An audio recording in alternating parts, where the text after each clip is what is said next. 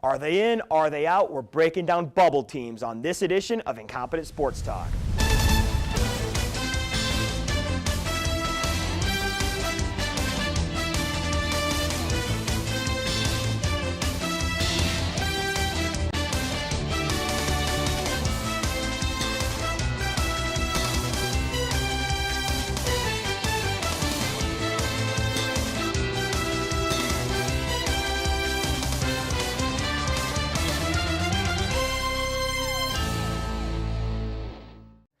Welcome to Incompetent Sports Talk along with Mike Rabin, Jordan Loperena. I'm Alex Salzma, and it's bubble time on Incompetent Sports Talk.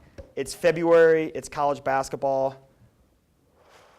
so it's bubble watch. We're going to go through all the college basketball teams that are sitting on the bubble. And if you're not familiar with what the bubble is, it's whether you're almost in or almost out of the NCAA tournament. So we're just going to go through a whole list of teams. I got a lot of teams here to go through, so this is probably going to take almost the whole show. But let's start in the ACC. In Virginia, Mike, you like the ACC. I'll start with you. Virginia, they're 14-9, 5-5. Are they in or out? They're out. I mean, their RPI is 95. They just don't have the quality resume, I think, to get into the tournament at this point. They don't have a lot of quality out-of-conference wins. I'll give Tony Bennett a lot of credit for what he's done, but I don't think they have the resume to get in at this point. Yeah, Tony Bennett might be Coach of the Year in the ACC. Jordan, is that enough to get him in? No, I think they're out. You look at it, they have two close, conference overtime losses that could definitely make that resume look better. But their biggest win that I could really find on their schedule was at North Carolina. But since then, we've discovered what that North Carolina team really is this year, and their losses are bad. At USF, who, they've won some big games but are not for real. And then they've also lost to Stanford and Penn State. Yeah. That is not acceptable. Iowa didn't even lose to Penn State. And they lost to Auburn, who was I was just going to say Auburn, well. too. Yeah. And I'll give them a little credit because they did beat Georgia Tech, too. But Georgia Tech is also on our team, just sitting squarely in the bubble there, too. And Sunday, they played Virginia Tech in a game they had to have, and they lost to the Hokies. So all of us are in agreement. They're out as of right now. And we just mentioned Georgia Tech, so let's go to Georgia Tech. 17-8, 5-6. But what's helping them right now is that strength of schedule at 7 and that RPI at 29. And this is one I'm really on the fence at because they've been ranked a lot throughout this year. So a lot of people think that they're automatically in. But if you take a look at their resume, 1-5 in ACC road games. But they do have 5 wins versus RPI top 50 teams. And they have coming up at Maryland, at Clemson. So if they win one of those two, I definitely think they're in. But as of right now, even though they're 8th in the ACC, even though they lost to Miami, Georgia, and Dayton, I think they're in. What do you guys think, Jordan?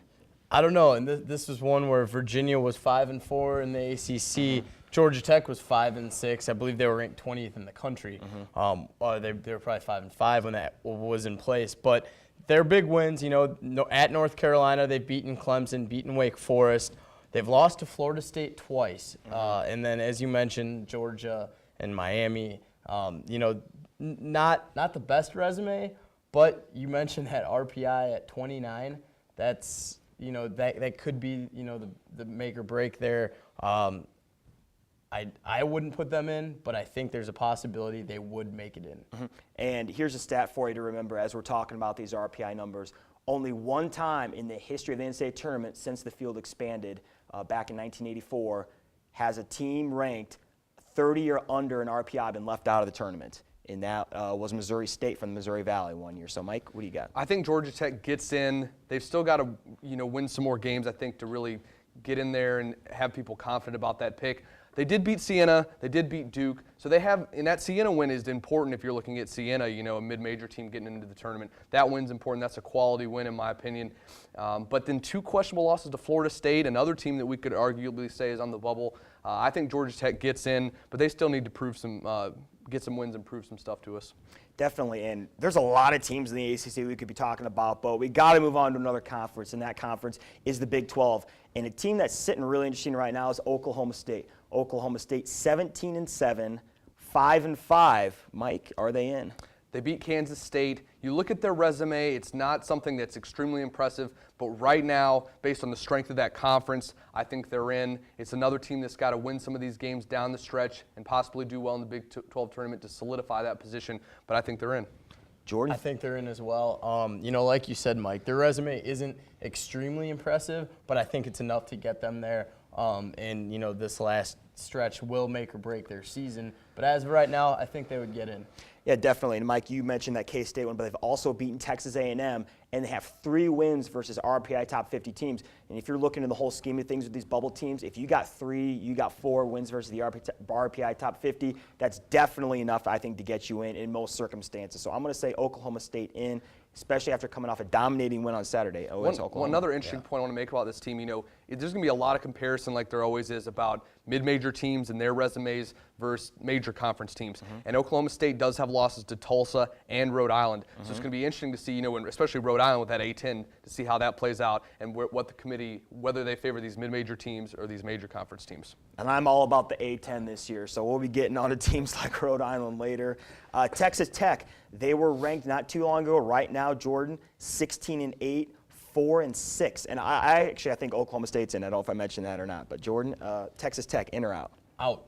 I think Texas Tech is out. 4-6 in the conference does not impress me, and they're 1-3 against the top 25, the AP top 25. So, that on top of 4-6 in the Big 12, it is a pretty tough conference, but that doesn't impress me enough to put you in my tournament. Yeah, and 1-8 even against the top 50 of the RPI. Only win versus the top 50. Oklahoma State. And Mike, they beat Washington earlier in the year, but that win is not looking good right now. I agree. And, going back to the mid-major point, they lost to New Mexico. They lost to Wichita State, who are both decent teams. But if you're going to get into the tournament, you got to be able to beat some of these mid-major opponents. I think they're out, despite the fact that they have a higher RPI than Oklahoma State currently. But they can prove themselves. They still play Texas, Kansas State, and Baylor twice. So if they're able to win a couple of those games, they may be able to slide into the tournament. Let's go to the Big East now, and Marquette, a team that went to the tournament last year. Right now, they're 16-8, 7-5 in the Big East. And this is one I've struggled with, and I'm going to say Marquette's out. I think Texas Tech's out. I think Marquette's out. 57 in the RPI, strength of schedule 71. Only 2 wins versus the RPI top 50. That's Georgetown and Xavier. But some of these losses I'm scratching my head over, like NC State and DePaul.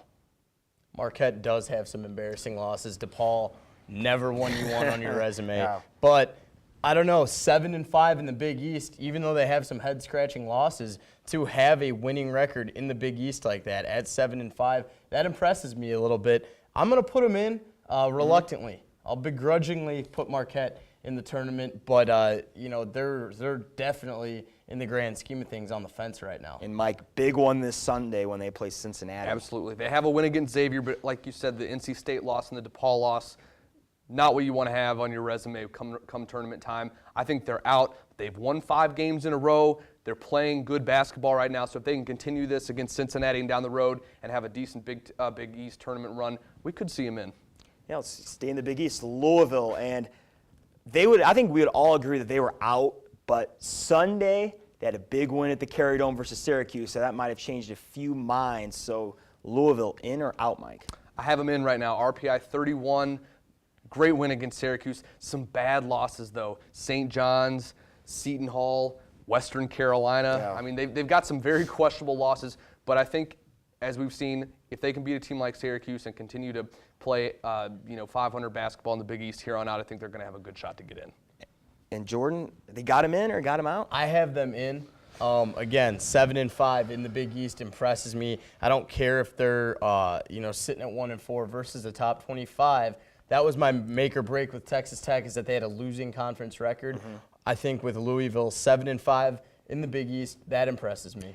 Yeah, and I'm putting Louisville in, and I think Marquette's out, but I think they're out just because of the RPI and strength of schedule. But you look at Louisville, 31 RPI, 4th toughest schedule in the country. I think that keeps you in. They're 5th in the Big East, and they got games down the road where that are winnable. And then, of course, they got games versus teams where if they win, it's going to improve their status even more. And plus, they're a Rick Pitino team. Some coaches, if you're on the fence, if you're a good coach, like Tubby Smith, they'll put you in. It's just the way the tournament works.